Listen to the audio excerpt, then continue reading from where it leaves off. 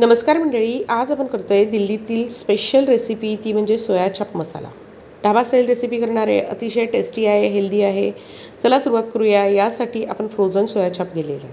आपल्याकडे सुद्धा आरामात मिळतात. त्यातील 4 स्टिक काढून घेतल्या, उरलेल्या लगेच फ्रीजरला ठेवायच्या. आता एक तर याला रूम टेम्परेचरला येऊ द्या किंवा उकळत्या पाण्यात घाला, म्हणजे त्या नरम होतील. त्याची काडी काढून घ्यायची आहे आणि त्यानंतर आपल्याला हे सोया चाप जे आहे ना ते कट करून घ्यायचे. तुम्हाला हव्या त्या आकारात तुम्ही ते सोया चाप कट करू शकतात. उभे, आडवे, छोटे मोठे कसेही पीस तुम्ही कट करू शकता. त्यानंतर आपल्याला सोया चापला तळून घ्यायचं आहे. तळण्यासाठी आपण तेल वापरलेले आहे. दुसरं असं, तळताना आपल्याला गॅसची पॉवर मीडियम ठेवायची आणि मस्तपैकी यांना तळून घ्यायचं आहे. आता सोया चाप जी रेसिपी आहे, तुम्ही म्हणाल तळल्यामुळे खूप तेलकट होईल, परंतु सोया चापला तळायला फारसं तेल लागत नाही, म्हणजे ते फार तेल पित नाही, त्यामुळे खूप तेलकट अशी रेसिपी होत नाही.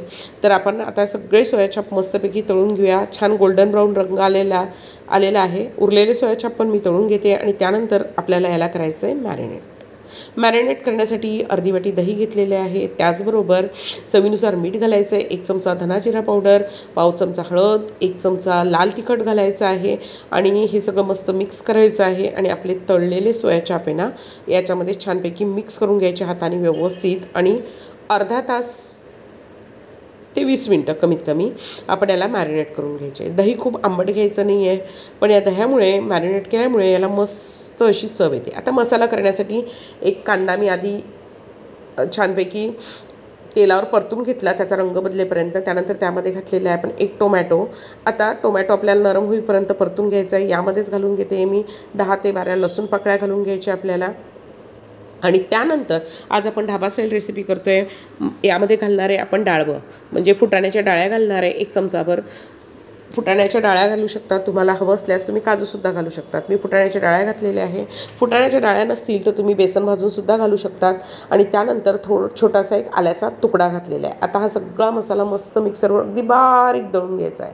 कढईमध्ये तेल गरम केले आहे. तेल गरम झालं की त्यामध्ये घातले जिरं, त्याचबरोबर घातले दालचिनीचे तुकडे आणि 2 तेजपत्ता घातलेले आहे आणि 3 ते 4 आपण काळी मिरी घालून घ्यायची.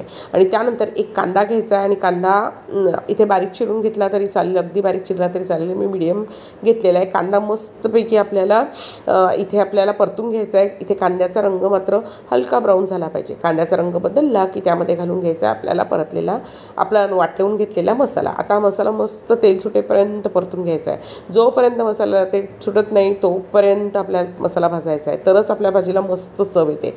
मसाल्याने छान तेल सुटल्यावर त्यामध्ये मसाले घालायचे.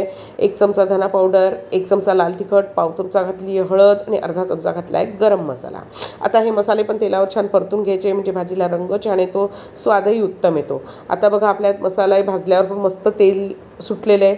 आणि तुम्हाला भाजीला अजून तेल वाटत असेल तर तुम्ही आणखी तेलसुद्धा घालू शकतात. मी मीडियम तेल घातलं आहे, खूप जास्त घातलेलं नाही आहे. त्यानंतर आपले मॅरिनेटेड सोया चाप घालायचे. उरलेलं जर समजा दही असेल ते सुद्धा घालून घ्यायचं आहे. गॅसची पॉवर आता मात्र अगदी मंद करायची आहे आणि मस्त हे सोया चाप या तेलावर छानपैकी परतून घ्यायचे. 3 ते 4 मिनटं तरी कमीत कमी व्यवस्थित परतून घ्यायचे. त्यांनी काय होतं, आपण जे दही घातलं आहे मॅरिनेशनला, ते दही पण व्यवस्थित परतलं जातं आणि त्यातलं कच्चं पण नाहीसं होतं. मीठ घालून घेतलेलं आहे. चिमूटभर साखर घालून घ्यायची आहे. तुम्हाला सुक्की सोया चापची भाजी करायची असेल तर तुम्ही म्हणजे इथे अजून 2 मिनटं परतून भाजी इथेच तुमची तयार होते. परंतु मला रस्सावाली भाजी करायची, त्यामुळे मी याच्यामध्ये पहिले मिक्सरच्या भांड्यात थोडं पाणी घालून घेतलं आणि ते घातलं. आणि त्यानंतर त्यामध्ये आपण उकळतं पाणी घालायचं आहे. भाजीला नेहमी गरम पाणीच घालायचं आहे. आणि मस्त गॅसची पॉवर बंद करायची आणि सोया चाप छानपैकी 3 ते 4 मिनटं शिजू द्यायचे. व्यवस्थित ते शिजले गेले म्हणजे मसाले छान एकत्र झाले, भाजीला आवश्यक तेवढा दाटसरपणा आला की सगळ्यात शेवटी घालायची मस्त कसुरी मेथी. गॅस बंद करायचा आणि त्यानंतर घालायची कोथिंबीर की सोया चाप मसाला तयार.